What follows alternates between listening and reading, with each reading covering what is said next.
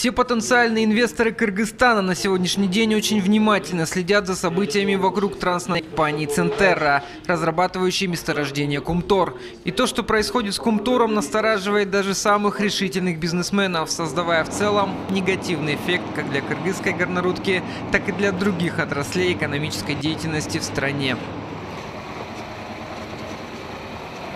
Это сейчас огорчает. Деньги любят, как говорится, тишину, стабильность. И наша политическая ситуация на данный момент, она позволяет инвесторам с опаской смотрят на наше государство, которое сейчас тоже Кумтор, как вы сказали, Кумтор сейчас это будет негативно отражаться на наш инвестиционный климат. То есть это будет негативно смотреться. Какая бы роль ни была бы, инвесторы смотрят. Мало кто об этом задумывался, но тот политический накал страстей, который происходит вокруг Кумтор Gold Company на протяжении последних лет, негативно влияет на все отрасли экономики. Представители бизнес-среды не видят ни гарантий политических, ни возможности спокойно работать в рамках закона. Кыргызские депутаты, а вместе с ними и правительство, отстаивая интересы госбюджета, порой забывают, что, набрав политических очков и выманив копейку-другую со стратегического предприятия, они наносят вред своей стране.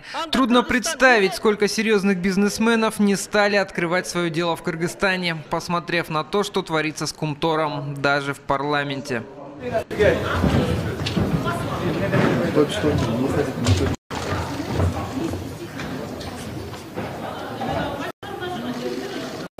По словам людей, которые регулярно ведут переговоры с потенциальными инвесторами, Кыргызстан сегодня экономически зависимая страна. А зависим мы от таких организаций, как МВФ, Всемирный банк и других доноров. Пока Кыргызстан не избавится от долгов, нам сложно будет называть себя экономически суверенным государством. И мы своей вознёй вокруг одного бюджетообразующего предприятия еще больше отталкиваем инвестиции. Расчеты показали, что нам нужно привлечь инвестиции в размере, по крайней мере, 5-6 миллиардов долларов. И тогда эта промышленность будет развиваться очень быстро, стремительно, пойдет вверх. Вот чтобы привлечь эти инвестиции, нужно создать идеальный инвестиционный климат. В структуре прямых инвестиций главным инвестором в стране является Китай – 35% от всех инвестиций в Кыргызстан.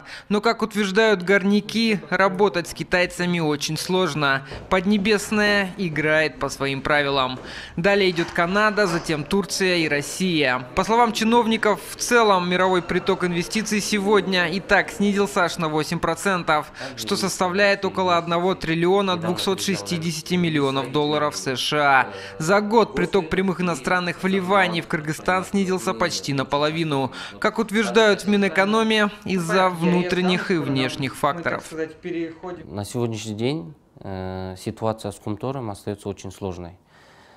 Каждый инвестор, который хотел бы инвестировать в Кыргызскую республику, в буквальном смысле ищет в интернете информацию о Кыргызстане, и непосредственно сразу же выходит информация, связанная с Кумтором. И я думаю, что на сегодняшний день правительство делает все для того, чтобы урегулировать данный вопрос положительным образом. Нужно отметить, что из-за разбирательств со стратегическим предприятием сегодня из Кыргызстана уже ушли несколько крупных компаний. А в случае денонсации соглашения с Кумтором и возможной национализации этого предприятия нас ждут не только судебные разбирательства с многочисленными держателями акций Центерры, но, возможно, полная остановка притока инвестиций как в горнорудную отрасль в частности, так и в кыргызскую экономику в целом.